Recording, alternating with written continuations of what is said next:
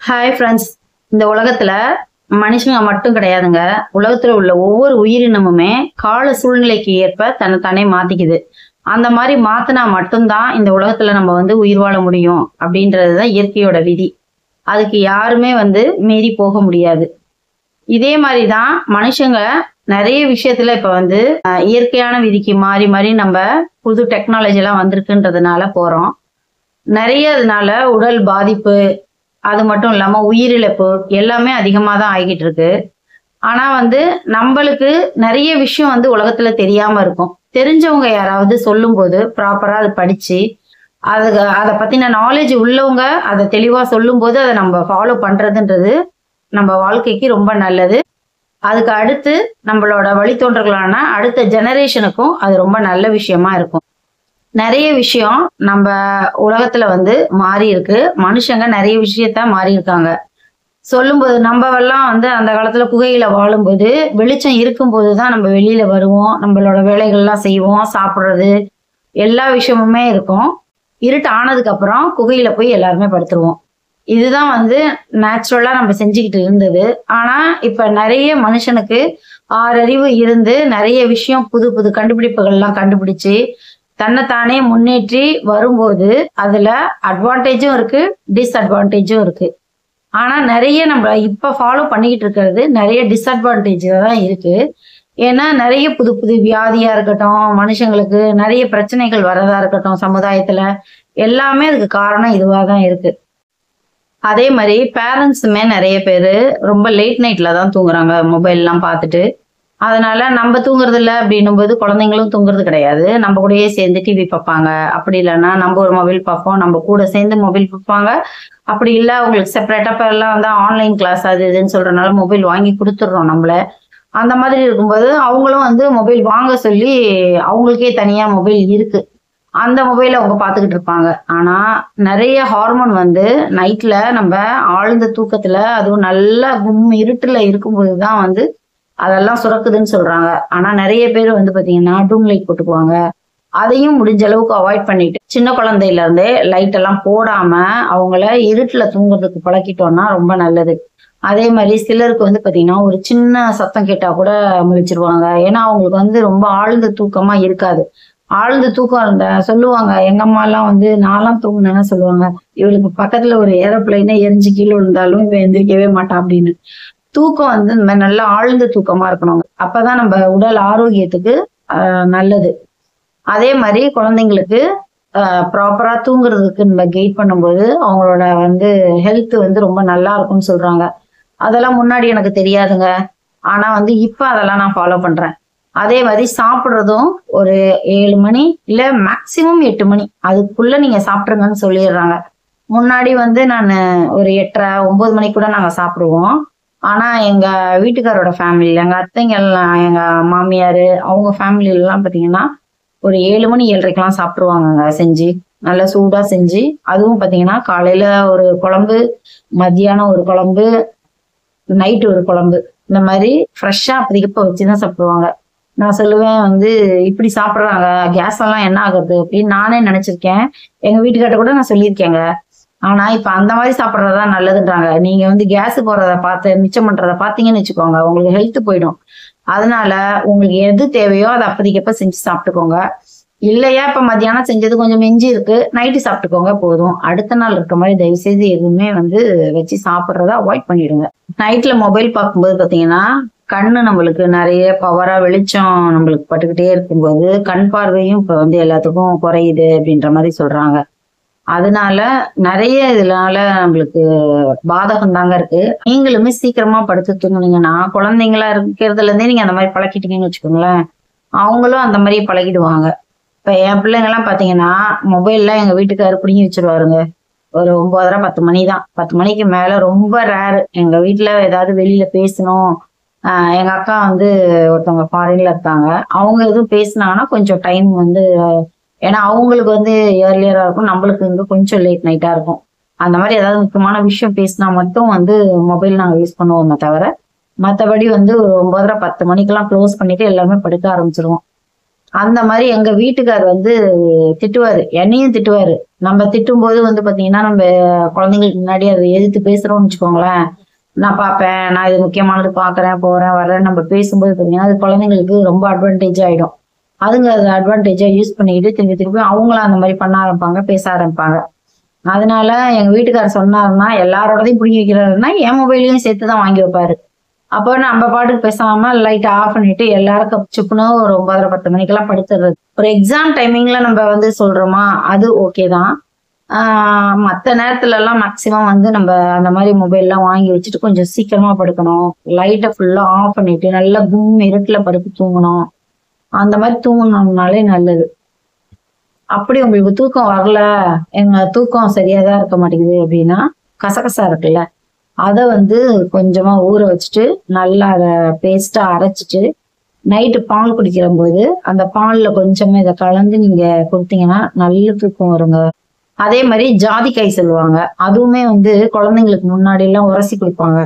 அது அது ஒரு சின்ன கதையே நடந்துச்சுங்க. எங்க சின்னக்கா பையன் வந்து தூங்கவே மாட்டானா, அவன் வந்து எப்ப பாரு அழுதுகிட்டே இருப்பான், வாய் வையாம அழுதுகிட்டே இருப்பான். அப்ப எங்க அக்கா என்ன பண்ணிட்டாங்க, இவன் வந்து அப்ப வந்து கணக்கு மாதிரி அது. இப்ப 1 மாச குழந்தைங்களுக்கு ஒரே ஒரு உரசு மட்டும்தான் உரசணும். உரசி தாய்ப்பால்ல அதை கலந்து கொடுக்க சொல்லுவாங்க, கொடுப்போம் நாங்க.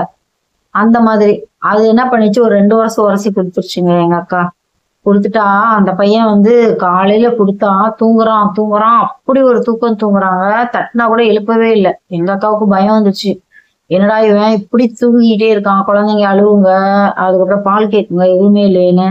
அப்புறம் வந்து எங்க அம்மா கிட்ட கேட்டா எங்க அம்மா சொன்னாங்க, அதெல்லாம் ஒன்றும் பயம் இல்லை, இந்த மாதிரிலாம் பண்ணாத, இது மாதிரிலாம் பண்ணக்கூடாது அப்படின்ட்டு. ஒன்றும் இல்லை, நீ தட்டி எழுப்பி பால் மட்டும் நீ குழந்தைக்கு கொடுத்துக்கிட்டே இருக்கு, தாய்ப்பால் மட்டும் கொடுத்துட்டே இருக்கு, அடுத்த நாள் சரியாயிடும் அப்படின்னு. அதனால ஜாதிக்காய் வந்து பாத்தீங்கன்னா அவ்வளவு தூக்கம் வருங்க. அதனால ஜாதிக்காய் வந்து நீங்க பால்ல கலந்து அதுவுமே நைட்டு நீங்க குடிச்சீங்கன்னா வந்து நல்ல தூக்கம் வரும் நிம்மதியா.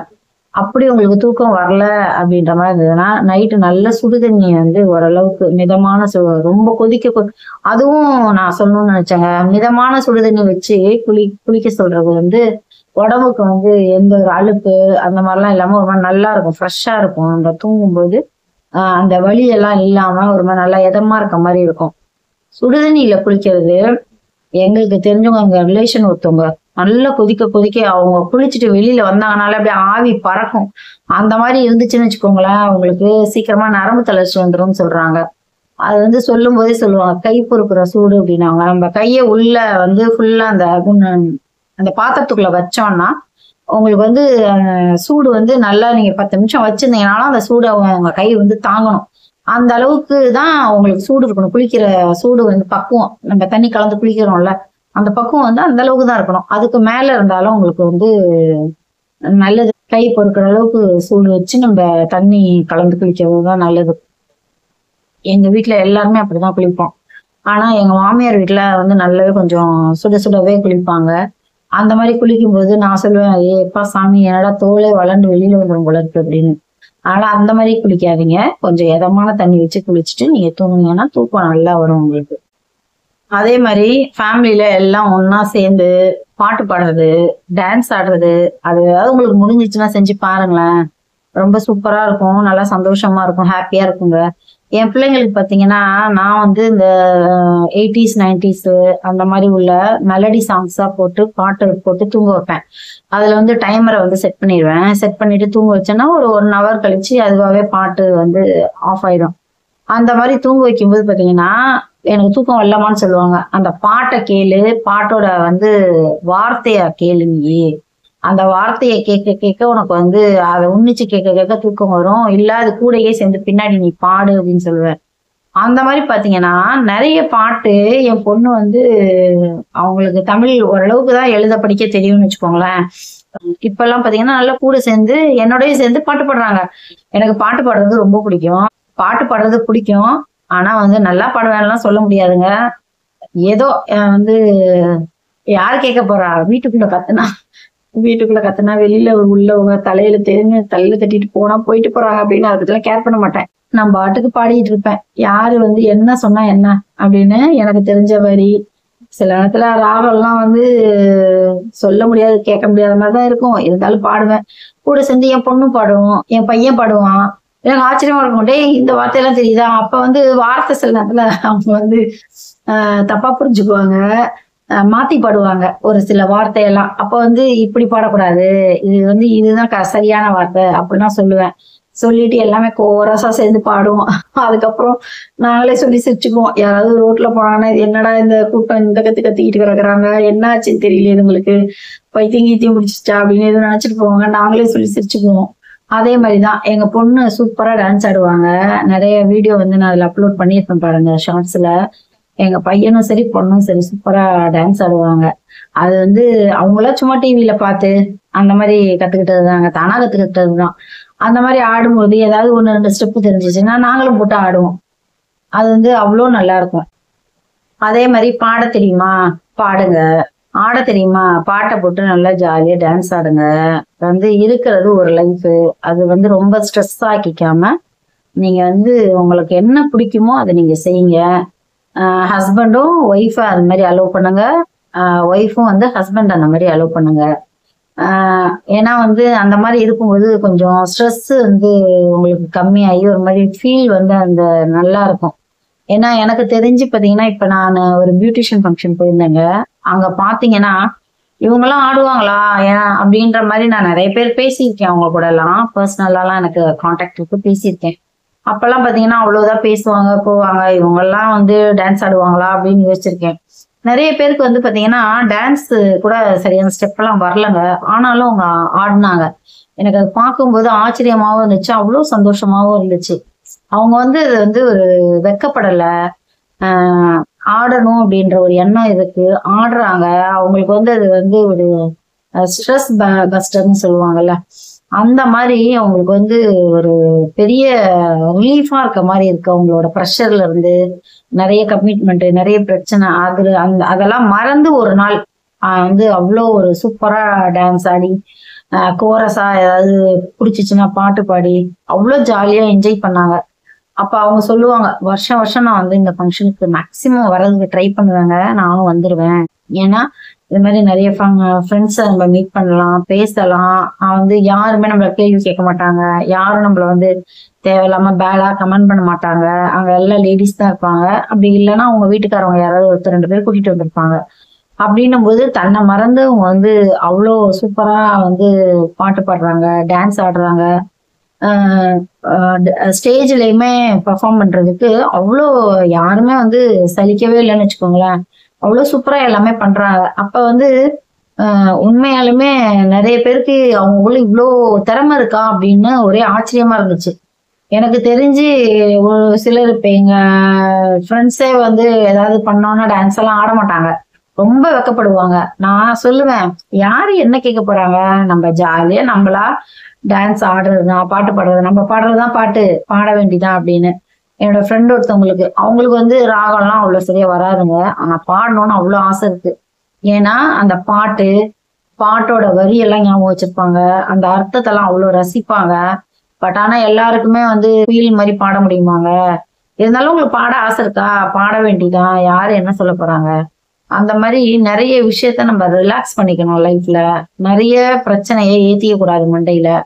2வது, எங்க அக்கா வந்து நான் ஏதாவது ரொம்ப சின்ன சின்ன விஷயத்துக்குலாம் ரொம்ப ஸ்ட்ரெஸ் ஆவேங்க. அப்ப சொல்லுவாங்க, இந்த விஷயத்துக்கு ப்ரெஷர் உனக்கு ஆகுது, டென்ஷன் ஆகுது அப்படின்னா, இப்ப இந்த விஷயத்துக்கு இப்படி நீ அழுகுற, இத வந்து உன்னால சரியாக்க முடியும் அப்படின்னா யோசிச்சு அதை சரி பண்ண வழிபாரு. இல்ல இந்த பிரச்சனைக்கு உன் கையில அதுக்கான சொல்யூஷன் கிடையாது. ஏன்னா இப்ப நம்மளுக்கும் நம்ம ஃப்ரெண்டுக்குமே பிரச்சனைன்னு வச்சுக்கோங்களேன். அப்ப நம்ம என்ன பண்ணுவோம், நம்ம பக்கம் நியாயமா இருக்கு எல்லா விஷயமும், ஆனா அவங்களால ஏதோ அந்த பிரச்சனை ஃபேஸ் பண்ற மாதிரி இருக்கு அப்படின்னா, ஓகே இதோட விட்டுருவோம். நம்ம இதுக்கப்புறம் வந்து இந்த பிரச்சனையை பத்தி நம்ம பேசவும் வேணாம். இந்த மாதிரி ஒரு சூழ்நிலை அடுத்த தடவை வராம நம்ம பாத்துக்கணும்னு தான் போகணுமே தவிர, அதை நினைச்சு இப்படி ஆயிடுச்சேன்னு ஃபீல் பண்ணி ரொம்ப நாள் நம்ம அழுதுகிட்டே இருந்தோம்னா அதுவே நம்மளுக்கு உடம்பு சரியில்லாம போகுங்க. ஏன்னா அந்த மாதிரி எனக்கு வந்து ஆயிருக்கு. இப்ப ரீசெண்டா கொஞ்ச நாள் எனக்கு உடம்பு ஸ்ட்ரெஸ் ஆகி உடம்பு சரியில்லாமலாம் போயிடுச்சு. அப்ப அதான் சொன்னாங்க, நம்மளால இந்த பிரச்சனை வந்துச்சு அப்படின்னா நீ அழுது வந்து டிப்ரெஷன் ஆகிறதுக்கு ஓகே. ஆனா வேற ஒருத்தவங்களோட ஒரு பிரச்சனை வரும்போது அது வந்து உன் கையில இல்லைல்ல. அப்ப வந்து நீ அதை நினைச்சு ரொம்ப எல்லாம் ஃபீல் பண்ண வேணாம். ஃபீல் பண்ணிட்டு விட்டுட்டு போயிட்டே இரு, கூலா போயிட்டே இரு அப்படின்னாங்க. அதுதாங்க உங்களுக்கும் நான் அட்வைஸா சொல்றேன். ஒரு பிரச்சனைய உங்களால வருது, இல்ல உங்களோட அந்த செயலால வருது அப்படின்னா அடுத்த தடவை அதை செய்யாம மாத்திக்கங்க. அப்படி உங்களால செய்ய முடியல, வேற ஒருத்தவங்களோட அந்த பிரச்சனை வருது அப்படின்ற மாதிரி இருந்தா அந்த பிரச்சனை வந்து திருப்பியும் வந்து அந்த மாதிரி எல்லாம் வராத அளவுக்கு அவங்கள்ட்ட வந்து நம்ம எந்த லிமிட்டோட நிறுத்திக்கணுமோ அந்த லிமிட்டோட நம்ம இருந்துக்கணும். அதுதான் வந்து நம்ம இருக்க வேண்டியது. அதை விட்டுட்டு நம்ம பாட்டுக்கு அழுதுகிட்டு புலம்பிக்கிட்டு அதை நினைச்சே ஃபீல் பண்ணிக்கிட்டு அந்த மாதிரிலாம் இருக்கக்கூடாதுங்க. அவங்கள நம்ம சொல்லி மாத்துறதுக்கு முயற்சி பண்ணலாம். எனக்கு இது பிடிக்கல, இல்ல எனக்கு கஷ்டமா இருக்குதுன்னு சொல்லலாம். அப்படி சொல்லியும் அவங்க கேட்கலையா, அவங்கள டோட்டலா பெரிய கும்பிடவனை போட்டுட்டு பேசாம அவங்கள ஒதுக்கிட்டு நம்ம பாட்டுக்கு அடுத்த வேலையை பார்த்துட்டு போய்கிட்டே இருக்கணும். அவ்வளவுதாங்க. அதனால ஸ்ட்ரெஸ் இல்லாம இருந்தாலும் லைஃப் ரொம்ப ஹாப்பியா இருக்கும். அது மாதிரி நிறைய விஷயம் வந்து நம்ம வந்து மாத்திக்க வேண்டிய விஷயம் இருக்குங்க. நான்லாம் என்ன பண்ணுவேன்னா, ஒருத்தவங்கள்ட்ட பழகுறேன் அப்படின்னா அவங்கள்ட்ட என்னென்ன நல்ல விஷயம் இருக்கோ எடுத்துக்க முயற்சி பண்ணுவேன். நான் 2 அக்காவுமே நல்லா அட்வைஸ் பண்ணுவாங்க. இது வந்து எனக்கு காடோட கிஃப்ட்ன்னு தான் சொல்லணும். 2 பேருமே கரெக்டா சொல்லுவாங்க. இந்த விஷயத்த இப்படி செய்யி, இந்த விஷயத்த இப்படி செய்யி, பிடிக்கலையா இதுல இருந்து ரிலீஃப் ஆகி வெளியில வந்துரு அப்படின்னு நிறைய அட்வைஸ் பண்ணுவாங்க. அந்த மாதிரி தான் நானும் ஃபாலோ பண்ணுவேன். அதே மாதிரி ஒருத்தவங்களை பாக்குறோம் அப்படின்னா எல்லாத்துக்கிட்டையும் நல்ல விஷயமும் இருக்கும், கெட்ட விஷயமும் இருக்கும். நம்ம அவங்கள்ட்ட உள்ள நல்ல விஷயம் என்ன, அதை வந்து நான் அதை எடுத்துட்டு என்னோட லைஃப்லயும் நான் அதை அப்ளை பண்ணுவேன். அப்ளை பண்றதுக்கு முயற்சி பண்ணுவேன். பிள்ளைங்களுக்கும் அதை நான் வந்து சொல்லி கொடுப்பேன். ஏன்னா நிறைய பேர் வந்து அவங்களுக்கு என்ன வசதியா இருக்கோ அதை தான் கத்துக்குவாங்க. அது கெட்ட விஷயமா கூட இருக்கும். அதை வந்துதான் வந்து எடுத்துக்குவாங்களே தவிர நல்ல விஷயத்த யாருமே வந்து எனக்கு தெரிஞ்சு எடுத்துக்கிற மாதிரி தெரியலங்க. நீங்க வந்து யாருகிட்ட பழகினாலும் சரி, அது வந்து ஒரு தப்பான பர்சனா இருக்கலாம். தப்பான பர்சன்ட்ட இருந்து நீ என்ன கத்துக்கிட்ட அப்படின்னு நிறைய பேர் கேட்பாங்க. தப்பான பர்சன்ட்ட இருந்து நான் என்ன கத்துக்கிறேன்னா, இந்த மாதிரி தப்பா வந்து ஒரு விஷயத்த நம்ம செஞ்சோம்னா எந்த அளவுக்கு ஊர் உலகம் வந்து நம்மள கேவலமா பேசும் அப்படிங்கிறத கூட கத்துக்கலாம் தான் நம்ம. அது மாதிரி எப்படியெல்லாம் இருக்கக்கூடாது அப்படின்னு தப்பா இருக்கவங்கள்ட்ட கத்துக்கலாம். இப்ப வந்து நல்லவங்களா இருக்காங்க அப்படின்னாங்கன்னா அவங்கள்ட்ட இருந்து நல்ல நல்ல விஷயம் நிறைய விஷயம் கத்துக்கலாம். தப்பானவங்கள்ட்ட இருந்து எப்படி எப்படி எல்லாம் இருந்தா இது வந்து தப்பா முடியும், இல்ல தப்பா நம்மள பேசுவாங்க, இது மாதிரிலாம் வந்து நம்ம செஞ்சோம்னா அதோட இம்பாக்ட் இப்படிதான் இருக்கும்னு கத்துக்கிட்டு அதை வந்து நம்ம வாழ்க்கையில வராம நம்ம அதை ரொம்ப கேர்ஃபுல்லா ஹேண்டில் பண்றதுக்கு அதை கத்துக்க வேண்டியதாங்க. அந்த மாதிரி வாழ்க்கையில நிறைய விஷயத்த சேஞ்ச் பண்ணுங்க. நீங்க சேஞ்ச் பண்றது இல்லாம உங்க குழந்தைங்களுக்கும் அதை சொல்லி கொடுங்க. அதே மாதிரி ட்ரெஸ் விஷயமும் இருக்குங்க. நிறைய பேரு ட்ரெஸ் வந்து போடுறது, அதுக்கப்புறம் வந்து ஹேர் ஸ்டைல் பண்றது, ஜுவல்லரி சூஸ் பண்றது, அந்த மாதிரி எல்லாம் பண்ணும்போது பாத்தீங்கன்னா அந்த மாதிரி வீடியோவும் நான் நிறைய பார்ப்பேங்க. அந்த மாதிரி பார்த்து நிறைய விஷயம் நான் சேஞ்சும் பண்ணியிருக்கேன். அது வந்து முன்னைக்கு வந்து நான் என்ன கண்ணாடியில பார்க்கும்போது ஓ பரவாயில்லப்பா கொஞ்சம் பெட்டரா இருக்கேன் முன்னாடி இருந்ததுக்கு. ஏன்னா நம்ம நிறைய போட்டோஸ் எல்லாம் வச்சிருப்போம்ல, பழைய போட்டோ எல்லாம் வச்சிருப்போம். பழைய போட்டோல எல்லாம் எப்படி இருக்கும்னு நம்ம பார்த்திருப்போம்ல. அப்ப பழைய போட்டோல நம்ம காஸ்டியூமு, நம்மளோட அக்சசரிஸ் போட்டது, நம்ம ஹேர் ஸ்டைல்ல இருந்து எல்லாமே அப்ப எப்படி இருந்துச்சு, அதுக்கப்புறம் இப்ப எப்படி இருக்கு, இன்னமும் எப்படி சேஞ்ச் பண்ணிக்கலாம் அப்படின்றத வந்து நம்ம அதையும் நம்ம ஃபாலோ பண்ணோம்னா பாக்குறதுக்கு நம்ம நல்லா இருக்கும். அதே மாதிரி இவங்க வந்து நல்லா இல்லைன்னு சொல்லிட்டாங்க, அவங்க நல்லா இல்லைன்னு சொல்லிட்டாங்க அப்படின்னு நிறைய பேர் டிப்ரெஷனும் ஆகுறாங்க லேடிஸ். நான் பேசி பார்த்திருக்கேன். என்னை விட சின்ன பிள்ளைங்கன்னு வச்சுக்கோங்களேன். அவங்க எல்லாம் பாத்தீங்கன்னா யாராவது ஒருத்தவங்க வந்து இந்த ட்ரெஸ் உனக்கு நல்லா இல்லைன்னு சொல்லிட்டு அவ்வளோ ஃபீல் பண்ணுவாங்க. அவங்க வந்து நல்லா இல்லைன்னு சொல்றாங்க, நம்மளுக்கு வந்து கண்ணாடியில பாக்குறோம் நம்மளோட உருவம் வந்து அழகா இருக்கு நல்லா இருக்குன்னு நம்மளுக்கு தோணுது, நான் யாரை பத்தியும் கேர் பண்ணாம போட்டுட்டு போயிடலாம். அப்படி இல்லாம வீட்டுல உள்ளவங்கள்ட்ட வேணாம், அப்படி நம்மளுக்கு தோணுது சொல்றாங்க அப்படின்னா வீட்டுல உள்ளவங்கள்ட்ட வந்து கேட்கலாம். அவங்க கண்டிப்பா உண்மைதான் சொல்லுவாங்க. ஃபேமிலியில வீட்டுக்காரா இருக்கட்டும் இல்ல பிள்ளைங்களா இருக்கட்டும், இல்லம்மா உண்மையாலுமே நல்லாதான் இருக்கு, அவங்க சும்மா சொல்லியிருக்காங்க, அவங்க கண் பார்வைக்கு அது பிடிக்கலன்னு தோணுது அப்படின்ற மாதிரி வந்து நம்மளுக்கு கரெக்டா அட்வைஸ் பண்ணுவாங்க. இல்லையா அவங்களே ஏதாவது சிலர் அட்வைஸும் பண்ணுவாங்க, இப்படி போடுறதுக்கு பதிலா நீ இப்படி போடு அப்படின்னும் நிறைய பேர் எனக்கு அட்வைஸும் பண்ணியிருக்கிறாங்க. அந்த மாதிரி பண்ணாலும் அதையும் நான் வந்து ஃபாலோ பண்ணிட்டு அவங்கள்ட்டயே ஃபீட்பேக்கும் கேட்டிருக்கேன் நான். இப்ப நான் இந்த நீ சொன்ன மாதிரிதான் இந்த மாதிரி போட்டிருக்கேன், இது நல்லா இருக்கா எப்படி இருக்கு அப்படின்னும் நான் கேட்டிருக்கேன். அது மாதிரி நிறைய விஷயத்த சேஞ்ச் பண்ணிட்டு லைஃப்ல நல்லா ஜாலியா சந்தோஷமா இருக்கணுங்க. எனக்கு தெரிஞ்ச என்னோட ஃப்ரெண்டே ஒருத்தவங்க வந்து வீட்லயும் சரி வெளியிலயும் சரிங்க 24 hours அந்த காலம் மாதிரி saree மட்டும் தான் கட்டுவாங்க. ஆனா அவங்களுக்கு சுடிதார் எல்லாம் போட ஆசை போல இருக்கு. ஆனா வந்து எங்களெல்லாம் பார்த்தா கமெண்ட் பண்ணுவாங்க. என்ன, என்னோட ஃப்ரெண்டு இன்னொருத்தவங்க இருக்காங்க. அவங்களெல்லாம் பார்த்தா ரொம்ப கமெண்ட் பண்ணுவாங்க. சிலருக்கு வந்து நம்மளால செய்ய முடியல இந்த விஷயத்தெல்லாம். அடுத்தவங்க செய்றாங்கன்னு வயித்தெரிச்சல்லையும் பேசுவாங்க. அதெல்லாம் நம்ம எதையுமே கேர் பண்ணக்கூடாதுங்க. எல்லாத்தையுமே வந்து நம்ம மாத்திட்டு போயிட்டே இருக்கணும். இந்த இப்பயுமே பாத்தீங்கன்னா, நான் வந்து ஒரு நார்மலா ஒரு லிப்ஸ்டிக் போடுறதுல இருந்து, ஒரு ஐலைனர் போடுறதுல இருந்து எல்லாமே வந்து எல்லாருமே கமெண்ட் பண்ணுவாங்க. 2 பேர் நல்லா இருக்குன்னு சொல்றாங்கன்னா, 4 பேர் கமெண்ட் பண்ணுவாங்க. நீ இப்படி இருக்க, அப்படி இருக்கன்னு. எனக்கு பார்க்கும்போது கண்ணாடியில நான் அழகா தெரியிற மாரி எனக்கு தோணுதா? அவ்வளவுதான். சிலதுல என் பொண்ணே சொல்லும். "தோடு நல்லா இல்லம்மா, வேற தோடு போடுங்கம்மான்னு" சொல்லுவாங்க. ஆனா எனக்கு என்னவோ அன்னைக்கு அந்த தோடு போடுறதுக்கு தான் புடிச்சிருக்கும். நல்லா இல்லைனாலும் பரவாயில்ல. யாரையும் நீ பார்க்க வேணாம். நான் போட்டுக்கிறேன் அப்படின்னு சொல்லிட்டு அந்த மாதிரி போடுவேன். சில நேரத்துல கேட்பேன். சில நேரத்துல அந்த மாதிரியும் நான் பண்ணியிருக்கேன். நெறைய பேரு சின்ன பிள்ளையில என்ன பழக்கவழக்கம் இருந்துச்சோ, கடைசி வரைக்குமே அதே மாரியே இருந்துதாங்க இறந்தும் போயிர்றாங்க.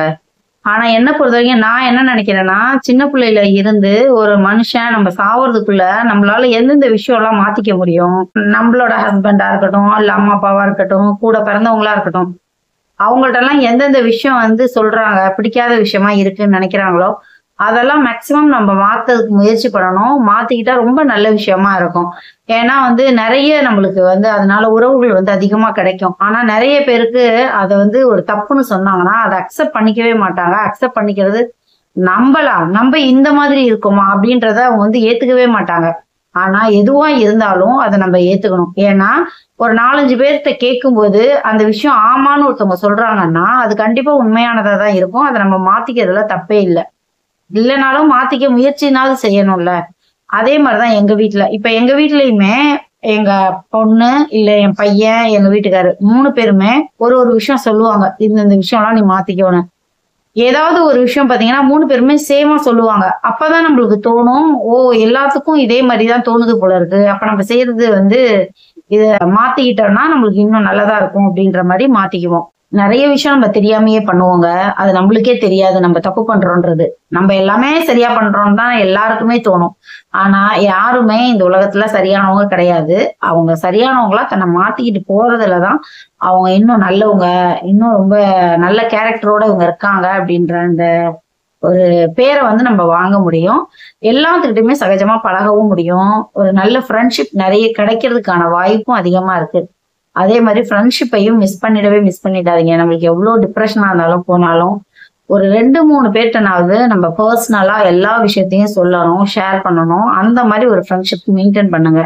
அவங்களுமே சில விஷயம் வந்து சொல்றாங்க, செய்றாங்க, இல்ல அது நம்மளுக்கு பிடிக்கல அப்படின்ற மாரி இருந்தா, தயவு செய்து அத அப்போதைக்கு அப்பயே சொல்லி, அத வந்து நீங்க மாத்திடுங்க. ரொம்ப நல்ல வெல் விஷரா இருக்கிறவங்க மாத்திக்குவாங்க கண்டிப்பா. நெறைய பேரு எனக்கு வந்து நல்ல அட்வைஸ் தான் பண்ணுவாங்க. அந்த அட்வைஸ் எல்லாம் நம்ம கேட்கணும். கேட்டு நடக்கும்போது, இன்னுமே நெறைய நம்ம ஒரு நல்ல மனுஷனா, ஒரு புது மனுஷியா இந்த உலகத்துல நம்ம வந்து இருக்கிறதுக்கு அது ரொம்ப பெரிய ஹெல்ப் பண்ணும். ஒருத்தவங்களுக்கு நம்ம நல்லது செய்யணும். அட்லீஸ்ட் நல்லது செய்ய முடியலன்னா, பிரச்சனை பண்ணாம, அவங்களுக்கு வந்து கெட்டது செய்யாமனாவது விலகிரணும். இதுதான் வந்து ஒரு நல்ல மனுஷனுக்கு அழகு. மேக்ஸிமம் நான் அந்த மாரி தாங்க இருக்க ட்ரை பண்றேன். என்னால முடிஞ்சா ஒருத்தவங்களுக்கு சந்தோஷத்த குடுக்க முடியும். என்ட்ட பேசினா அவங்களுக்கு நிம்மதியா இருக்கு அப்படின்ற மாரி இருந்தா பேசுவேன். அவங்கள்ட்ட பழகுவேன். இல்ல என்னால உங்களுக்கு மனசு கஷ்டமா இருக்கு. இல்ல நான் செய்யற ஏதோ ஒரு விஷயம் வந்து உங்களுக்கு வந்து கஷ்டமா இருக்கு அப்படின்னா, முடிஞ்ச அளவுக்கு என்ன மாத்திக்க முயற்சி பண்ணுவேன். இல்ல என்னால அந்த மாரி மாத்திக்க முடியாம நான் அத ஃபாலோ பண்ணிட்டு இருக்கேன். அப்படின்ற மாரி இருந்தா அவங்கள்ட்ட இருந்து நான் விலகிடுவேன். நீங்களும் இத ஃபாலோ பண்ணுங்க. நான் என் லைஃப்ல நெறைய விஷயத்த சேஞ்ச் பண்ணியிருக்கேங்க. ரொம்ப கோவப்படுவேன். இப்ப கோவத்த ரொம்ப கண்ட்ரோல் பண்ணியிருக்கேன். அதே மாரி பாத்தீங்கன்னா, ஆ எல்லாத்துக்கிட்டயும் வந்து ரொம்ப நம்பிருவேன். ஏன்னா நான் எப்படி இருக்கிறேனோ, அது மாரி தான் மத்தவங்களும் இருப்பாங்கன்னு நான் நெனைச்சுட்டு இருந்தேன். ஆனா உலகம் அப்படி கிடையாது. நம்ப நெனைக்கிற மாரியோ, நம்ப இருக்கிற மாரியோ, நம்ப சிந்திக்கிற மாரியோ, நம்மளுக்கு எதிரா இருக்கிறவங்க எல்லாருமே எடுத்துக்கவும் மாட்டாங்க, சிந்திக்கவும் மாட்டாங்க. அதையும் நம்ப வந்து கருத்துல வச்சுக்கிட்டு தான் அவங்கள்ட்ட நம்ம பேசணும். பழகணும். அப்படின்றத இப்ப சமீப காலமா அத நான் தெரிஞ்சு வச்சிருக்கேன். அதுக்கப்புறம் சாப்பாட்டு விஷயத்துல நெறைய மாறியிருக்கேன். அ அதே மாரி நானு தூங்குற விஷயமா இருக்கட்டும், அப்படி இல்லன்னா குழந்தைங்கள கவனிக்கிற விஷயமா இருக்கட்டும், அ நெறைய வந்து என்ன சுத்தி உள்ளவங்க, எங்க வீட்ல உள்ளவங்க எல்லாம் சொல்றத வச்சுட்டு, நம்ம இந்த மாரிலாம் இருக்கக்கூடாது, இந்த மாரிலாம் நடந்துக்க கூடாதுன்னு நெறைய விஷயம் நான் மாத்திட்டு வந்திருக்கேன். மாத்தக்கூடிய விஷயத்த ஏதாவது நம்ம மாத்திக்கிட்டதுன்னா நல்லது தானே. ஏன்னா வந்து உறவுகள் வந்து ரொம்ப நம்மளுக்கு அவசியமா தேவை. அது வந்து இந்த காலத்துல யாருமே இல்ல. அத வந்து நம்ம ஃபாலோ பண்ணணும். ஏன்னா இருக்கிறது ஒரு லைஃப். நம்மளுக்கு பிடிச்ச மாதிரியும் நம்ம வாழணும். அதுதான் என்னோட ஒரு எண்ணமா இருக்கு. நம்ம சின்ன பிள்ளையா இருக்கும்போது நம்ம தாத்தா பாட்டி காலத்துல கரண்ட்ன்றதே கிடையாது. சீமனை விளக்கு அந்த மாதிரிதான் வச்சு ஏத்துனாங்க அப்படின்னு தான் எங்க அப்பாலாம் சொல்லியிருக்காரு. அதே மாதிரி லைட்டு கண்டுபிடிச்சதுக்கு அப்புறமேட்டு பாத்தீங்கன்னா மனுஷனோட சூழ்நிலை அப்படியே சுத்தமா மாறிடுச்சு. ஃப்ரிட்ஜ் வந்துருச்சு. அதுக்கப்புறமேட்டு பாத்தீங்கன்னா லைட்டு, ஃபேனு, இது மாதிரி நிறைய விஷயம் வந்துருச்சுங்கும் போது நம்ம இயற்கைக்கு மாற நிறைய விஷயம் மாறிட்டு இருக்கோம். நிறைய வந்து டாக்டர்ஸ் சொல்ற அதெல்லாம் நான் கேட்பேன். அது கேட்டு நான் என்னென்னலாம் தப்பு பண்ணிக்கிட்டு இருந்தேன் ஒரு அறியாமையால, இப்ப வந்து அதை எதெல்லாம் சேஞ்ச் பண்ணிக்கலாம் அப்படின்றத பத்தி தான் உங்கள்ட்ட நான் பேச போறேன். ஏன்னா நிறைய பேர் அதை கேட்கறாங்க, ஸ்கிப் பண்ணிட்டு போயிடுறாங்களே தவிர அதை வந்து முடிஞ்ச அளவுக்கு ஃபாலோ பண்ணணும்னு ட்ரை பண்றது கூட கிடையாது. நான் ஒரு ஒரு விஷயம் வந்து எல்லாராலையும் எல்லாருமே செய்ய முடியாதுங்க. நிறைய விஷயம் வந்து நம்ம ஃபாலோ பண்ண முடியலனாலும் நம்மளால ஃபாலோ பண்ண முடியும் அப்படின்ற ஒரு சில விஷயத்தனாவது நம்ம வந்து அதை மாத்திக்கிறதுன்றது நல்லது. நிறைய வேலை வந்து பெண்கள் வந்து செஞ்சுட்டு இருந்தாங்க. இப்ப ஆபீஸ்க்கு போறதுனால நிறைய வேலை வந்து அவங்களால செய்ய முடியல. ஒரு யோகாவோ இல்ல எக்ஸசைஸோ பண்ணலாம். அது யாருமே இப்ப பண்றது கிடையாது. தவிர நான் ஏன் செய்யல அப்படின்ற காரணத்தை தேடுறமே தவிர நம்ம செய்யணும் அப்படின்ற ஒரு உந்துதல் யாருக்குமே வர்றது கிடையாது. அதோட விளைவு என்னன்னா நம்மளுக்கு வந்து சீக்கிரமே வந்து எலும்பு வீக்காயிருது, சதை வீக்காயிருது. அதுக்கப்புறம் மன தைரியம் கூட நம்மளுக்கு வந்து கம்மியாகுது. ஜிம்முக்கு, எக்ஸசைஸ், யோகா இந்த மாதிரி எதுவுமே பண்ணலன்னா பெருசா என்ன ஆயிட போகுது, நம்ம உடம்பு நல்லா தானே இருக்கு அப்படின்னு. ஆனா நீங்க நல்லா உத்து பாத்தீங்கன்னா தெரியும், இதெல்லாம் செய்யறவங்க நல்லா யங்கா இருப்பாங்க. இதெல்லாம் செய்யறத வந்து கம்மி பண்ணுவாங்க. அவங்களுக்கெல்லாம் பாத்தீங்கன்னா சீக்கிரமா வயது முதிர்வு மாதிரி அவங்க முகத்திலேயோ இல்ல உடல்லையோ இல்ல அவங்க செய்யற செயல்லையோ கரெக்டா தெரிய ஆரம்பிச்சிடும். அதனால நம்மளால முடிஞ்ச அளவுக்கு காலையில சீக்கிரமாவோ இல்ல நைட்டு தூங்குறதுக்கு முன்னாடி கூட ஏதாவது சின்ன சின்ன எக்ஸசைஸ், கை காலெல்லாம் அசைச்சு. ஏன்னா நம்ம வந்து இப்ப கம்ப்யூட்டர்ல வந்து லேடிஸ் எல்லாம் வேலை செய்யறாங்க, ஒரே மாதிரி உட்காந்துருக்காங்க. இல்ல கம்ப்யூட்டர் இல்லைனாலும் வேற வேலை செய்வாங்க, ஒரு குனிஞ்சு நிமிந்து செய்யறாங்கன்னா அந்த மாதிரி வேலைகள் செய்வாங்க. ஆனா அதுக்கு ஆப்போசிட்டான அந்த நம்ம மூமெண்ட், பாடியில உள்ள மூமெண்ட் எல்லாம் யாருமே செய்யறதே கிடையாது. அந்த மாதிரி நிறைய விஷயத்த நம்ம மாத்திக்கும் போது பாத்தீங்கன்னா நம்மளுக்கு உடம்பு ஆரோக்கியமா இருக்கும். அதே மாதிரி சாப்பிடுற பொருள்லையுமே பாத்தீங்கன்னா நிறைய பேர் இப்ப என்ன பண்றாங்க, ஃபாஸ்ட் ஃபுட் தேடி போயிடுறாங்க. ஏன்னா நம்மளால செய்ய முடியாது, 2 நாளைக்கு இந்த குழம்பையே நம்ம வச்சு யூஸ் பண்ணிக்கலாம் அப்படின்னு நினைச்சு நிறைய பேர் வைக்கிறாங்க. மீதியானதை நம்ம வந்து ஃப்ரிட்ஜில் வைக்கலாங்க. அது வந்து ரொம்ப ரேரா வைக்கிறது நல்லது. ஆனா டெய்லியுமே நம்ம வேலை செய்யணுமா அப்படின்னும் போது அது வந்து ஒருத்தவங்களா செய்யும் போது அது கண்டிப்பா அலுப்பு தட்டதாங்க செய்யும். அதை வந்து நம்ம குறை சொல்லவே முடியாது. எல்லாருமே வந்து டக்குன்னு ஆம்பளைங்களா என்ன சொல்லிடுவாங்க, வீட்டுல நீ இருக்கல நீ செய்ய அப்படின்னுவாங்க. பொழுதுக்கும் ஒருத்தவங்க ஒரே வேலையே செஞ்சுக்கிட்டே இருக்காங்க அப்படின்னும் போது அவங்களுக்கு அது கண்டிப்பா போர் அடிக்க செய்யும். அதனால என்னன்னா வீட்டுல உள்ளவங்களுக்கு பகிர்ந்து அந்த வேலையை கொடுக்கும்போது அவங்களுக்கு கொஞ்சம் போர் அடிக்காம இருக்கும். ஒரு நாள் நான் செய்யறேன், சின்ன குழந்தைங்களே ஒரு நாள் நீ செய்ய அப்படின்னு சொல்லும் போது பாத்தீங்கன்னா அவங்களுக்கு ஒரு ரிலாக்ஸா இருக்கும். 2வது எல்லாருமே எல்லா வேலையுமே கொஞ்சம் செய்ய தெரியும். அந்த மாதிரி இருக்கும்போது ஃபேமிலியில ஒரு பாண்டிங்கும் அதிகமாகும். அதே நேரத்துல ஹாப்பியாவும் இருக்கும். ஹெல்த்தியான சாப்பாடு நம்ம சாப்பிடுவோம். இது நிறைய பேருக்கு தெரியறது இல்ல. வீட்டுல உள்ள எல்லா லேடிஸுமே அவங்கதான் செய்யறாங்களே தவிர பசங்களை செய்ய விடுறது இல்ல. ஆம்பளை பிள்ளை இந்த வேலை எல்லாம் செய்யக்கூடாது, பொம்பளை பிள்ளை தான் இந்த வேலை செய்யணும். சில இதுல வந்து பாத்தீங்கன்னா 2 பேருமே பசங்களா இருப்பாங்க, ஒருத்தரோ இல்ல 2 பேரோ பையன்களா இருப்பாங்க. பையங்க இந்த வேலை செய்ய வேண்டாம்னு நினைப்பாங்க. இல்லைன்னா என்ன பண்ணுவாங்க, ரொம்ப சின்ன பையனா இருக்கான் இப்ப செய்ய வேண்டாம், இன்னும் கொஞ்சம் பெரிய பையனா ஆனதுக்கு அப்புறம் செஞ்சுக்கலாம் அப்படின்னு. ஆனா சின்ன பிள்ளையா இருக்கும்போது ரொம்ப ஆர்வமா எல்லாமே வந்து கேட்பாங்க, செய்யறதுக்கு ஆசைப்படுவாங்க. அவங்க வந்து தெரியாம செய்வாங்க சில வேலை, இல்லைன்னா ஏதாவது அவங்களுக்கு ஆபத்து அதனால வந்துடும். ரொம்ப கேர்லெஸ்ஸா இருப்பாங்க, ஹேண்டில் பண்ணிடுவாங்க அப்படின்னு பயந்துகிட்டு நம்ம என்ன பண்ணுவோம், அந்த வேலையை அவங்கள்ட்ட கொடுக்க மாட்டோம். கத்தி கொடுக்க மாட்டோம், ஸ்டவ் பக்கம் நிக்க சொல்ல மாட்டோம். இந்த மாதிரி நிறைய விஷயத்த நம்ம என்ன பண்ணுவோம்னா அவாய்ட் பண்ணுவோம். நம்ம கூட இருக்கும் போதாவது அட்லீஸ்ட் வந்து அந்த வேலையெல்லாம் கூடயே பக்கத்திலேயே வச்சிருந்து செய்ய சொல்லலாம். இல்ல நீங்க இந்த மாதிரி வேலையெல்லாம் செய்ய சொல்லலைனாலும் பரவாயில்ல, சாப்பிடும்போது சாப்பாடை எடுத்து வைக்கிறதா இருக்கட்டும் இல்ல அதை பரிமாறுறதா இருக்கட்டும், சாப்பிட்டு முடிச்சதுக்கு அப்புறம் அந்த பாத்திரத்தை எடுத்து சிங்க்ல போடுறதா இருக்கட்டும், அப்படியே இல்லை அப்படின்னாலும் அந்த பாத்திரத்தை கழுவுறதா இருக்கட்டுமே, இந்த வேலையெல்லாம் பயம் இல்லாம செய்யலாம்ல. இதை கூட யாருமே செய்யறதுக்கு அலோவ் பண்றது இல்லை. ரொம்ப நாளுக்கு அப்புறம் என்ன ஆயிடும், இது எல்லாமே நம்மளே செய்யணும்னு பெரிய பசங்களா ஆனதுக்கு அப்புறம் அவங்களுக்கு நிறைய கமிட்மெண்ட் வந்துடும்.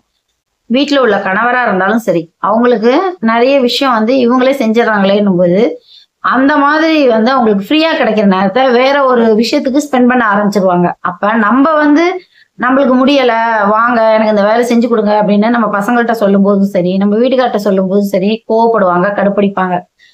அது வந்து நிறைய பேர் வந்து லேடிஸால சொல்லவும் முடியாது.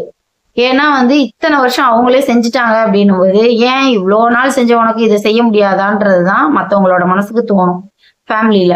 ஆனா அவங்க ஒரு கட்டத்துக்கு மேல அலுப்பா இருக்காங்க அப்படின்னும் போது, ஏன்னா இப்ப ஆபீஸ்னு பாத்தீங்கன்னா உங்களுக்கு காலையில ஒரு 8 மணிக்கு போனாங்கன்னா நைட்டு ஒரு 8 மணிக்கு முடிச்சிருவாங்க, அவ்வளவுதான். ரெண்டாவது வேற ஏதாவது ஒரு நாள் லீவ் நாளா கூட இருக்கும் உங்களுக்கு. ஏன்னா வந்து கவர்மெண்ட் ஹாலிடே அது மாதிரி குழந்தைங்களுக்கும் விடுவாங்க, ஹஸ்பண்டுக்கும் விடுவாங்க. ஆனா லேடிஸ்க்கு என்னைக்குமே ஹாலிடேன்றதே கிடையாது. ஹாலிடேவா இருந்தா அது டபுள் வேலை மாதிரி தான் இருக்குமே தவிர அவங்களுக்கு வந்து ஃப்ரீ அப்படின்றது எதுவுமே கிடையாது. என்னைக்காச்சும் ஒரு நாள் அவங்களுக்கு உடம்புக்கு முடியல அப்படின்னும் போது அவங்க ஹோட்டல்ல வாங்குறாங்க பாருங்க, அதுதான் அவங்களுக்கு ஃப்ரீ நாளா இருக்கும். மற்றபடி எப்பயுமே 3 வேலையுமே அது வந்து நம்ம ஒரு ஹஸ்பண்டே இருக்கட்டும், குழந்தைங்களே இருக்கட்டுமே, அவங்கள ஒரு 2 நாள் 3 நாள் சமைக்க விட்டாதான் இதோட கஷ்டம் என்னன்றது அவங்களுக்கு ஃபீல் ஆகும். நம்ம ஏதாவது சிம்பிளா செஞ்சா கூட பெருசா எதுவும் ரியாக்ட் பண்ண மாட்டாங்க. ஓகே, நம்மளுக்கே அப்படித்தானே இருக்கும், பாவம் அம்மா இவ்வளவு நாள் செஞ்சுட்டு இருக்காங்களேன்னு நம்ம மேல அவங்களுக்கு அக்கறையும் பாசமும் அதிகமாகும். ஏன்னா அவங்க அந்த வேலையை செஞ்சு பார்த்திருப்பாங்கல்ல, அப்ப அவங்களுக்கு தெரியும்ல நம்மளோட கஷ்ட நஷ்டம் என்ன, நம்ம வந்து எந்த அளவுக்கு வந்து இதுல வந்து போர் அடிக்கும் இந்த வேலை அப்படின்றது. அப்ப அவங்களுமே வந்து அதை உணர்ந்து செய்ய ஆரம்பிப்பாங்க. நம்ம கொஞ்சம் செய்யறதுக்கு வந்து தயங்கும் போது அவங்களே எடுத்தும் செய்வாங்க. இதை வந்து லேடிஸ் வந்து ஃபாலோ பண்ணணும். ரெண்டாவது என்னன்னா, இந்த வேலையை பகிர்ந்து இந்த மாதிரி செய்யும் போது என்ன ஆகுது அப்படின்னா, நம்ம வந்து எந்த ஒரு ஒரு குழம்பா இருக்கட்டும், சாப்பாடா இருக்கட்டும், அப்போதைக்கு இப்ப ஃப்ரெஷ்ஷா செஞ்சு சாப்பிட்றதுதான் இப்ப ரொம்ப நல்லது அப்படின்னு எல்லா டாக்டர்ஸுமே சொல்றாங்க. ஆனா யாராலையுமே அதை ஃபாலோ பண்ண முடியல. ஏன் ஃபாலோ பண்ண முடியல? ஏன்னா எல்லாமே வந்து வீட்டுல ஒய்ஃப் மட்டும்தான் செய்யறாங்க, வேற குழந்தைங்க யாரும் செய்யறது கிடையாது. இப்ப இருக்க குழந்தைங்க பேரண்ட்ஸ் சொல்றத வந்து கேட்கறதே கிடையாது. இதுதான் வந்து ரொம்ப ஹைலைட்டான விஷயம். குழந்தைங்களுக்கு அப்பா அதுக்கு மேல செல்லமும் வேற கொடுக்குறாங்க. நம்ம வந்து லேடிஸ் ஏதாவது வாயை திறக்கிறோம் அப்படின்னாலே அப்பா அங்க குறுக்க வந்துருவாங்க, இதெல்லாம் நீ செய்ய வேண்டியதானே, எதுக்கு என் பிள்ளைகிட்ட சொல்ற அப்படின்னு. அது வந்து பொண்ணா இருந்தாலும் சரி, பையனா இருந்தாலும் சரி, அதை வந்து ஒண்ணு அம்மாவே வந்து செய்ய அலோவ் பண்ண மாட்டாங்க. அப்படி ஒருவேளை அம்மா எனக்கு நம்மளுக்கு கஷ்டமா இருக்கு, சரி செய்யட்டும் பிள்ளை செய்யட்டுமே அப்படின்னு நினைச்சாங்கனாலும் அப்பா செய்யறதுக்கு விடுறதில்ல.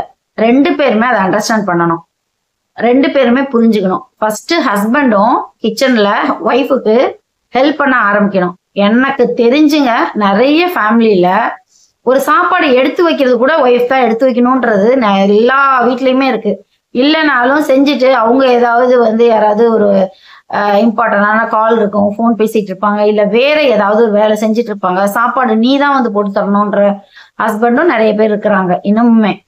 அந்த மாதிரி இருக்கிறவங்க அவங்க போட்டு தரலாம், அப்படி இல்லைன்னா அவங்க போட்டுட்டு ஒய்ஃபுக்கும் போட்டு கொடுக்கலாம். இதெல்லாம் வந்து ஒரு சின்ன சின்ன சேஞ்சஸ் தான், அவங்களுக்கும் வந்து ரொம்ப சாட்டிஸ்பாக்சனா இருக்கும். ஆனா அது நிறைய பேருக்கு புரியறது இல்ல.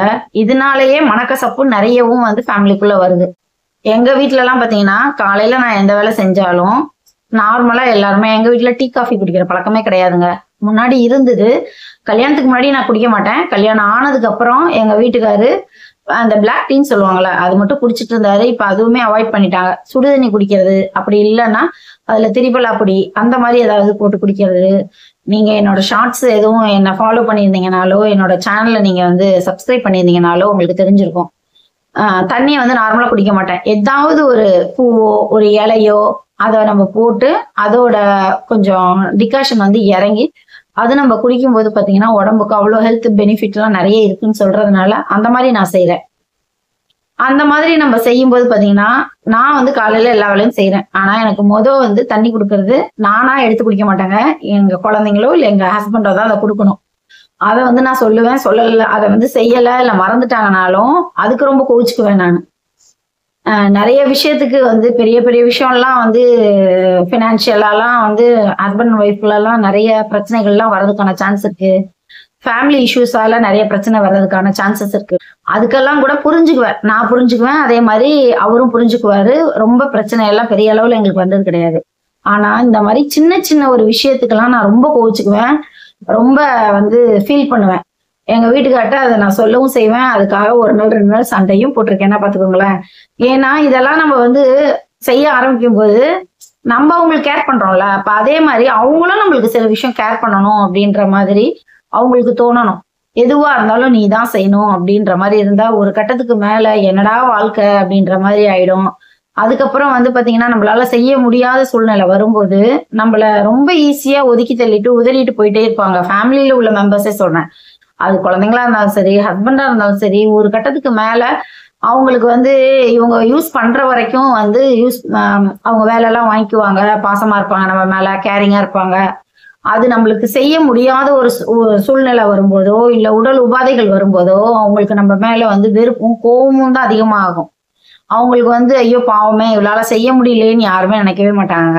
அதனால எனக்கு தெரிஞ்சு லேடிஸ்க்கு நான் கொடுக்குற ஒரு பெரிய அட்வைஸ் என்னன்னா, சின்ன பிள்ளையில இருந்தே நீங்க இப்ப வந்து நியூ மேரிடா இருக்கிறவங்களுக்கு இது வந்து ரொம்ப யூஸ்ஃபுல்லா இருக்கும்.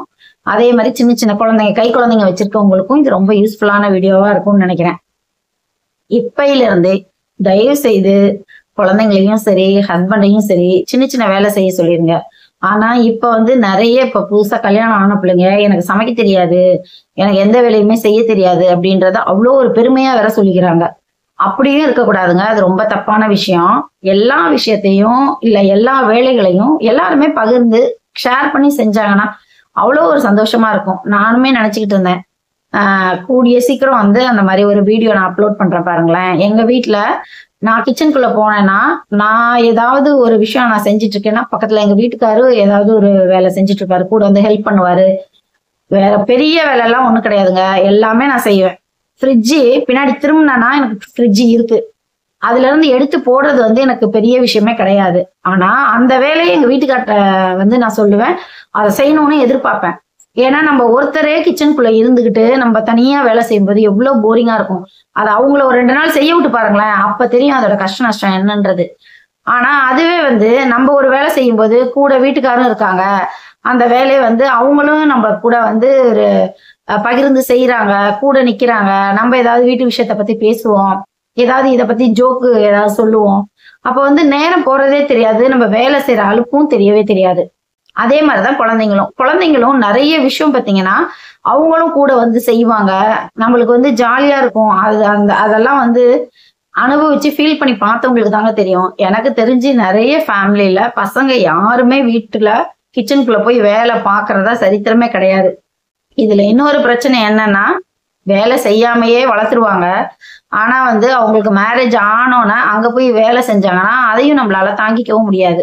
இதுதான் வந்து மனுஷனோட இயற்கையான ஒரு உணர்வுல இதுவும் ஒண்ணு. நம்மளுக்கு செய்யல பாரு, அவங்களுக்கு போய் செய்யறாங்க வேலை அப்படின்ற மாதிரி இருக்கும். அதனால நீங்க ஆரம்பத்துல இருந்தே வேலை செய்ய சொல்லிட்டீங்கன்னா இந்த பிரச்சனையில இருந்து உங்களுக்கு ஒரு ரிலீஃப் கிடைக்கும். அவங்களும் நிறைய விஷயம் கத்துக்குவாங்க. இப்ப எனக்கே உடம்பு சரியில்லைன்னு வச்சுக்கோங்களேன், ஒரு வேலை கூட நான் செய்ய மாட்டாங்க. இதுதான் உண்மை. நான் வந்து படுத்து ரெஸ்ட் எடுப்பேன். எங்க வீட்டுல எங்க பையன் செய்வான், எங்க பொண்ணு செய்யும், எங்க வீட்டுக்காரங்க செய்வாங்க. நான் வந்து டேப்லெட் சாப்பிடுறது, ரெஸ்ட் எடுக்கிறது, இதுதான் வேலை. எங்க வீட்டுக்காருக்கு உடம்பு சரியில்லைனாலும் எங்க வீட்டுக்கார எந்த வேலையும் செய்ய விட மாட்டோம். நாங்க 3 பேரும் அதை ஷேர் பண்ணிக்குவோம். இந்த மாதிரி இருந்து நீங்க பாருங்களேன், ஃபேமிலி வந்து அவ்வளோ ஹாப்பியா இருக்கும். நீங்க அதை ஃபீல் பண்ணி பார்த்தா மட்டும்தான் தெரியும். அதே மாதிரி லேடிஸும் நிறைய விஷயம் பாத்தீங்கன்னா இப்ப வேலைக்கெல்லாம் போறாங்க, அலுப்பா இருக்கு அப்படின்னு சொல்லிட்டு குழம்பெல்லாம் வந்து ஃப்ரிட்ஜில் வைக்கிறாங்க. அதே மாதிரி ஒரு சில வீட்டுல நான் அதை கவனிச்சிருக்கேங்க. நம்ம வந்து ஹோட்டல்ல வாங்கிட்டு வருவோம், அதுல வந்து சால்னா மாதிரியோ இல்ல கிரேவி மாதிரி குழம்பு அதெல்லாம் கொடுப்பாங்கல்ல, அதெல்லாம் சாப்பிடுவாங்க. சாப்பிட்டுட்டு இன்னொரு கிண்ணத்துல சூடு பண்ணியோ இல்ல சூடு பண்ணாமலோ அப்படியே ஒரு கிண்ணத்துல ஊத்தி இல்லைன்னா அந்த கவரோட கூட அப்படியே ஃப்ரிட்ஜில் வச்சிருவாங்க. அடுத்த நாள் காலையில அவங்க ஏதாவது டிஃபன் செய்யறாங்கன்னு வச்சுக்கோங்களேன், அந்த டிஃபனுக்கு இதை யூஸ் பண்ணிக்குவாங்க. அதெல்லாம் அவ்வளோ ஒரு கெட்டதுன்னு சொல்றாங்க. நிறைய பேருக்கு இப்ப வந்து பாத்தீங்கன்னா கேன்சர் வருது, ஹார்ட் அட்டாக் வருது, இது மாதிரி நிறைய விஷயம் நம்ம கேள்விப்படுறோம். ரொம்ப சின்ன சின்ன வயசுலயே வருது. நல்லா ஹெல்த்தியா இருந்து ஹெல்த்தியா சாப்பிடணும்னு நினைக்கும் போதே வந்து காய்கறி கீரையில எல்லாம் பூச்சி மருந்து அடிக்கிறாங்க, அதை பண்றாங்க இதை பண்றாங்க. நம்மளுக்கு சாப்பிடறதுக்கு அவ்வளோ பயமா இருக்கு. இதுல நம்ம இதையும் வேற சேர்த்து செஞ்சோம்னா என்னதுக்கு ஆகும்னு யோசிச்சு பாருங்க கொஞ்சமாச்சும். குழந்தைங்களோட ஹெல்த் சுத்தமா போயிடும், நம்ம ஃபேமிலியில நிம்மதி இல்லாம போயிடும். நம்ம கொஞ்ச நாள் அலுப்புப்படுறதை யோசிச்சுட்டு கடைசியில ஃபுல்லா காலத்துக்கும் டாக்டர் டையா காசு கொடுக்குற மாதிரி இருக்கும். அதை நம்ம அவாய்ட் பண்றதுக்கு இந்த மாதிரிலாம் நம்ம ஸ்டோரேஜ் பண்றதெல்லாம் ஃபுல்லா அவாய்ட் பண்ணிடுங்க. முன்னாடி எனக்குமே தெரியாதுங்க. ஆனா வந்து ஆரம்பத்துல இருந்தே குழம்பு மட்டும் நான் வந்து குழம்பா இருந்தாலும் சரி, சோறா இருந்தாலும் சரி ஃப்ரிட்ஜுக்குள்ள வைக்கவே மாட்டேங்க. கண்டிப்பா வந்து நம்ம சீக்கிரம் வரமாட்டோம், கெட்டு போயிடும் இது அப்படின்ற ஒரே ஒரு விஷயம் இருந்தா மட்டும் அந்த குழம்ப அதுவும் ஆற வச்சு ஃப்ரிட்ஜில் வைப்பேன். அடுத்த நாள் காலையில எடுத்து சாப்பிட்டுருவேன். அவ்வளவுதான், முடிஞ்சிச்சு அதோட. மேக்சிமம் வந்து பாத்தீங்கன்னா எந்த அளவுக்கு கரெக்டா செய்ய முடியுமோ அந்த அளவுக்கு கரெக்டா செஞ்சிருவேன் நான். பத்தாததுக்கு இப்ப நீங்க பாத்துருப்பீங்க என்னோட வீடியோலயே நிறைய துவையல் அரைச்சி சாப்பிடுவேன் நான். அந்த மாதிரி இருக்கும்போது குழம்பு பத்தலைன்னா துவையில கூட பிசைஞ்சு எங்க வீட்டுல எல்லாருமே சாப்பிடுவோம் நாங்க. குழந்தைங்கன்னு நான் மட்டும் கிடையாது, குழந்தைங்களா இருந்தாலும் சரி, ஹஸ்பண்டா இருந்தாலும் சரி. அப்ப யாருக்கு என்ன பிடிக்குதோ அதை அவங்க சாப்பிட்டுக்குவாங்க. பத்தாததுக்கு துவையல் போட்டு தொட்டு சாப்பிட்டுக்குவாங்க, நல்லா பிசைஞ்சு சாப்பிட்டுக்குவாங்க. அந்த மாதிரி நம்ம குழம்பு ஃபுட்டு அதெல்லாம் வந்து மேக்சிமம் வந்து கரெக்டா செய்ய கத்துக்கோங்க. வேஸ்ட் பண்ணாதீங்க. வேஸ்ட் பண்ற இல்ல ரொம்ப எக்ஸஸா நம்ம செஞ்சிட்டோம் ஃப்ரிட்ஜில் வைக்கிறோம் அப்படின்னா அதை வந்து குறைஞ்சபட்சம் அடுத்த நாளே மாதிரியாவது சாப்பிட்டுருங்க. 2 நாள் 3 நாளும் தயவு செய்து வைக்காதீங்க. அது நம்ம ஃபேமிலிக்கே நல்லது கிடையாது. அதே மாதிரி மாவும் 1 வாரத்துக்கு மேல அரைச்சு வச்சுக்குவாங்க. முன்னாடிலாம் அந்த மாதிரி தாங்க அரைச்சிக்கிட்டு இருந்தேன் நான். இப்ப அதனால மாவு அரைக்கிறதே விட்டுட்டேன் நான். ஏன்னா அந்த மாதிரி 1 வாரத்துக்குலாம் அரைச்சு வச்சா நல்லது இல்லை உடம்புக்கு அப்படின்றாங்க. அதனால இப்ப இன்னைக்கு அரைக்கிறோமா, நாளைக்கு 1 நாள் இட்லி சுடலாம், அதுக்கு அடுத்த நாள் தோசை சுடலாம், அதுக்கு அடுத்த நாள் வந்து பாத்தீங்கன்னா நீங்க அடை மாதிரி சுட்டு காலி பண்ணிடணும். அதுக்கு அடுத்த நாள் அடைன்றதே வந்து தோசை நைட்டுக்கு அடையோட முடிச்சிடணும். அதுவே வந்து சில நேரத்துல என்ன பண்றது, கொஞ்சம் கூட இருக்கு அப்படின்னும் போது வேஸ்ட் பண்ண வேணாமேன்றதுனால அடை மாதிரி சுட்டு சாப்பிட்றலாம். அதுக்கு மேல வைக்கிறதெல்லாம் வந்து உடம்புக்கு நல்லதே கிடையாதுங்க. நான் இப்ப என்ன பண்றது, அரிசியும் உளுந்தையும் ஒன்னாவே ஊற வச்சு ஒரே கல்ல ஆட்டி கொஞ்சமா எடுத்து வச்சுக்கிறது. எடுத்து வச்சுட்டு அதை தான் நான் யூஸ் பண்றது. அந்த மாதிரி நீங்க யூஸ் பண்ணிக்கிட்டீங்கன்னாலும் உங்களுக்கு நல்லதுதான். கூழு அந்த மாதிரி நிறைய வந்து யாரும் ராகி அதுக்கப்புறமேட்டு கம்பெல்லாம் யூஸ் பண்றதே கிடையாது. அதை வந்து கூழ் மாதிரியும் காய்ச்சி நீங்க அடுத்த நாள் காலையில குடிச்சுக்கலாம். அதை வந்து நீங்க வெளியிலேயே வச்சிருந்தீங்கனாலும் அது வந்து குளிக்க ஆரம்பிக்கும் போது அதோட டேஸ்ட் இன்னும் அதிகமாகவும் ஆகும் அப்படின்னுவாங்க. அதுக்கு அடுத்த நாள் கூட நீங்க வச்சுக்கலாம். அந்த மாதிரி கூலா வந்து நீங்க யூஸ் பண்ணலாம். ஆனா நிறைய பேர் இப்ப வந்து டயாபெட்டிக் பேஷண்டா இருக்காங்க, அவங்க வந்து லிக்விடா குடிக்க கூடாது அப்படின்றாங்க. அந்த மாதிரி உள்ளவங்க காலையில இட்லி தோசை இந்த மாதிரி சாப்பிட்றதுக்கு காய்கறி சாப்பிடலாம், பொரியல் பண்ணி நட்ஸ் சாப்பிடலாம். அதே மாதிரி பாத்தீங்கன்னா பால் ஓரளவுக்கு வந்து கொஞ்சம் குடிக்கலாம். சிலருக்கு அதுவுமே வந்து சளி பிடிக்கும் அப்படின்னு சொல்லுவாங்க. அந்த மாதிரி இருக்கிறவங்க வந்து பாத்தீங்கன்னா நீங்க ராகி மால்ட்டுன்னு சொல்லுவாங்கல்ல, நிறைய நட்ஸ் எல்லாம் போட்டு அப்படியே கஞ்சி மாதிரி காய்ச்சி அதுல நீங்க வெல்லமோ இல்ல உப்போ உங்களோட இஷ்டம் தான் அந்த மாதிரி போட்டு நீங்க குடிக்கலாம். தோசைக்கும் தோசை மாவுக்கு இட்லி மாவு கரைக்கிறோம்ல, அந்த மாதிரி அரைச்சும் நீங்க சாப்பிடலாம். அதனால நிறைய வந்து அரிசி சார்ந்த பொருளா நம்ம சாப்பிட்டுட்டு இருப்போம். அதை வந்து நம்ம அவாய்ட் பண்ணிட்டு இந்த மாதிரி சிறுதானியம் அப்படி இல்லை அப்படின்னா பருப்பு வகை இந்த மாதிரி நீங்க போட்டு அடை மாதிரி செஞ்சு சாப்பிட்டீங்கன்னா நல்ல 1 இல்ல 2 போதுங்க, நல்ல ஃபில்லிங்கா இருக்கும்.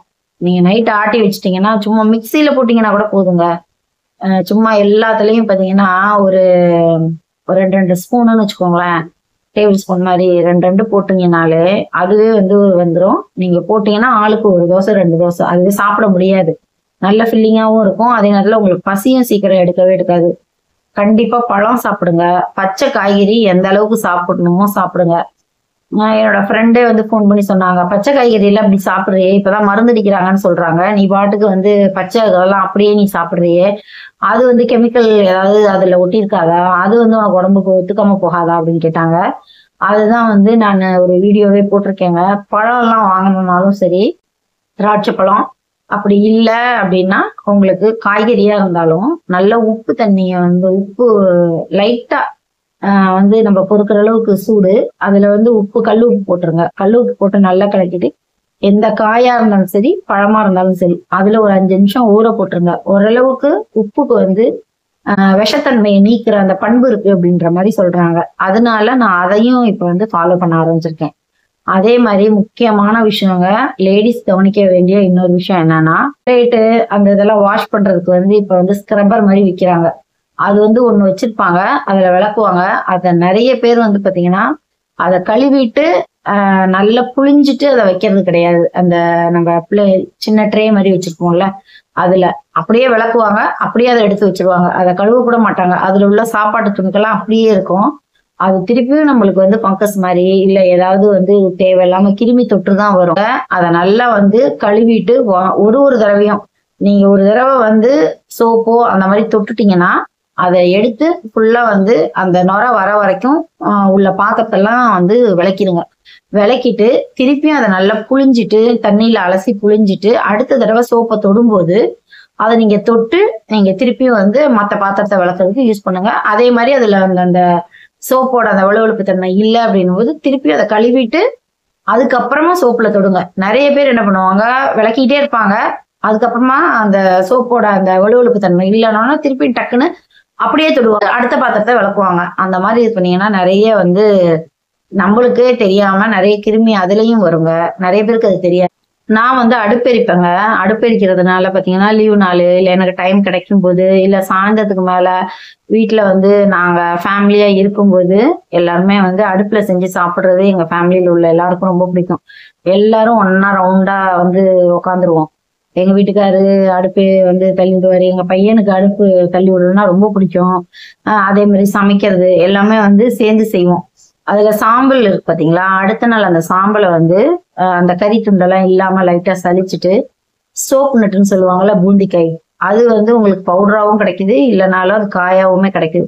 அது நல்லா காய வச்சு பொடி பண்ணிட்டு இந்த சாம்பலும் அந்த பூந்திக்காய் இருக்குல்ல அதையும் போட்டு நீங்க கலந்து வச்சுக்கிட்டீங்கன்னா நீங்க பாத்திரம் விளக்குறதுக்கு அந்த மாதிரி ஒரு பெஸ்டான ஒரு ஆன்டிபயோட்டிக் கிடையாதுங்க. வேணும்னா நீங்க கொஞ்சோண்டு கல் உப்பு கூட கலந்துக்கலாம் பொடி பண்ணி. அதை நீ கலந்து நீங்க வந்து பாத்திரம் தேய்ச்சி பாருங்க, அவ்வளோ சூப்பரா இருக்கும். நம்ம சாப்பிடுற அந்த பாத்திரத்தெல்லாம் அதுல கழுவுனீங்கன்னா அவ்வளோ நல்லா இருக்கும். நான் அந்த மாதிரி வந்து செஞ்சு வச்சுக்குவேங்க. நான் வந்து மேக்சிமம் இதுல நான் யூஸ் பண்ணுவேன். பத்தாததுக்கு நம்மளால சில நேரம் செய்ய முடியாது, இல்லை அடுப்பு எரிச்சிருக்கவே மாட்டோம், சாம்பல் இருக்காது. அந்த மாதிரி இருக்கும்போது பார்த்தீங்கன்னா நான் வந்து பார் வந்து சோப் எல்லாம் விற்கிது இல்லை, நம்ம பாத்திரம் கழுவுறதுக்கு லிக்விடு இல்லை அந்த பார் மாதிரி விற்கிது இல்லை, அது நான் யூஸ் பண்ணுவேன். ஆனா இப்ப வந்து இந்த பூந்திக்காயெல்லாம் இல்லைன்னா வெறும் சாம்பல் வச்சு கூட நான் விளக்கியிருக்கேங்க. அது மாதிரி செஞ்சு பார்த்தீங்கன்னா நல்லா இருக்கும். ரொம்ப சுத்தமாகவும் இருக்கும். ஏன்னா நல்லா அடுப்புல எரிஞ்சது உங்களுக்கு அந்த அளவுக்கு வந்து கிருமி எல்லாம் இருக்காது. அது வந்து நம்மளுக்கு கொஞ்சம் கிரிப்புக்கு தானே நம்ம வந்து தேய்ச்சி விளக்குறது. அந்த மாதிரி நீங்க விளக்குனீங்கன்னா ரொம்ப நல்லா இருக்கும். ஆனா இப்ப வந்து அப்பார்ட்மெண்ட்ல இருக்கவங்களுக்குலாம் அது ரொம்ப கஷ்டம். அந்த மாதிரி உள்ளவங்க இந்த மாதிரி ஏதாவது அடுப்பு ஹோட்டல் மாதிரி வச்சுக்கோங்களேன், அவங்கள்ட்ட கூட நீங்க வாங்கி சாம்பலை மட்டும் வாங்கி அந்த மாதிரி நீங்க செஞ்சு வச்சுக்கலாம். ரொம்ப நல்லா இருக்கும், செஞ்சு பாருங்களேன், சூப்பரா இருக்கும். அந்த மாதிரி நிறைய விஷயம் வந்து நம்ம சேஞ்ச் பண்ணி நம்ம ஃபேமிலியில உள்ளவங்களையும் வந்து வேலைக்கு எல்லாமே செய்ய பழக்கிட்டோம்னா அவ்வளோ ஒரு நல்லா இருக்குங்க. சின்ன பிள்ளையிலேயே வேலை செய்ய பழக்கிட்டீங்கன்னு வச்சுக்கோங்களேன், நம்மளுக்கு கொஞ்சம் ஏஜ் ஆகும்போதும் அது வந்து நம்மளை கேர் பண்ணணும், அம்மாவுக்கு உடம்பு சரியில்லைன்னா நம்ம தான் பார்க்கணும் அப்படின்ற எண்ணம் சின்ன பிள்ளையில இருந்தே வர ஆரம்பிச்சிருங்க. நிறைய பேர் வந்து அதை ஸ்கிப் பண்ணிடுறாங்க. என்னன்னா குழந்தை பாவம், எதுக்கு அது சின்ன பிள்ளை இந்த வேலையெல்லாம் அது செஞ்சு என்ன பண்ண போகுது, ரெண்டாம் நல்லா படிக்கட்டும், படிச்சு படிக்கிறது கண்டிப்பா வேணும்னாங்க. வாழ்க்கையில கல்வி வந்து ரொம்ப அவசியம்தான். ஆனா அந்த கல்வி எந்த அளவுக்கு அவசியமோ அதே மாதிரி அடுத்தவங்களோட உணர்வுகளை வந்து குழந்தைங்க புரிஞ்சுக்கணும், அதுவும் அவசியம். அதை வந்து நிறைய பேரண்ட்ஸ் வந்து மிஸ் பண்ணிடுறாங்க, சொல்லி தரதே கிடையாது. உங்க வீட்டுல உங்க குழந்தைங்களுக்கு நீங்க இதெல்லாம் கண்டிப்பா சொல்லிக் கொடுங்க. உங்க ஃபேமிலியும் ஹாப்பி ஃபேமிலியா இருக்கிறதுக்கு என்னுடைய வாழ்த்துக்கள். இன்னொரு நல்ல வீடியோல பார்ப்போம். பாய்.